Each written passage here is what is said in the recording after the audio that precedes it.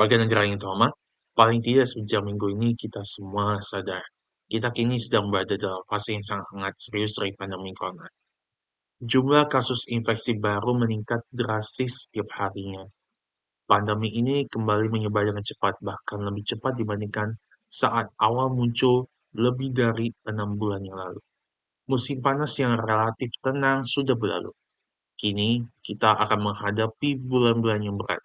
Bagaimana musim dingin dan perayaan Natal kita nanti, semuanya akan ditentukan di hari-hari dan minggu-minggu mendatang.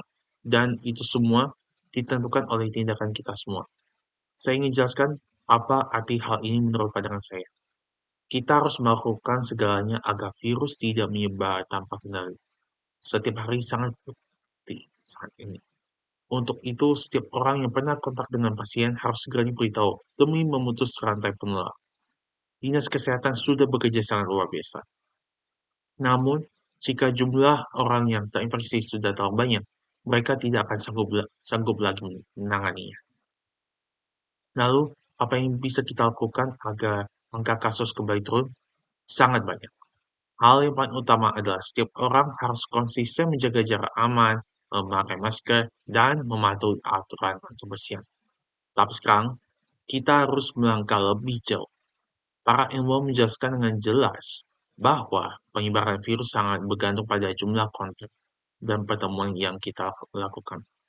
Ke saat ini kita semua mengurangi pertemuan dengan orang di luar lingkungan keluarga untuk sementara waktu, maka kita bisa menghentikan dan membalikkan tren kenaikan infeksi ini.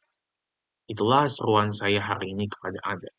Kurangi pertemuan dengan orang lain, baik di luar rumah maupun di dalam rumah. Saya mohon, hindari segala perjalanan dan acara perayaan yang tidak benar-benar mendesak atau penting. Mohon tetaplah berada di rumah dan di tempat tinggal Anda selama memungkinkan. Saya sadar ini bukan hanya cadangan berat, tapi memang sangat berat untuk dilakukan. Namun, kita hanya perlu melakukannya sementara waktu. Dan pada akhirnya, kita lakukan ini demi diri kita sendiri, demi kesehatan kita sendiri dan orang-orang di sekitar kita agar tidak tertular, demi agar sistem kesehatan kita tidak kewalahan, demi sekolah dan taman kanak-kanak tetap bisa dibuka, serta demi ekonomi dan pekerjaan kita semua. Apa yang membuat kita bisa melewati 6 bulan pertama pandemi ini dengan cukup baik adalah karena kita bersatu dan mematuhi aturan penuh rasa tanggung jawab dan akal sehat. Itu adalah senjata paling ampuh yang kita miliki saat ini untuk melawan pandemi.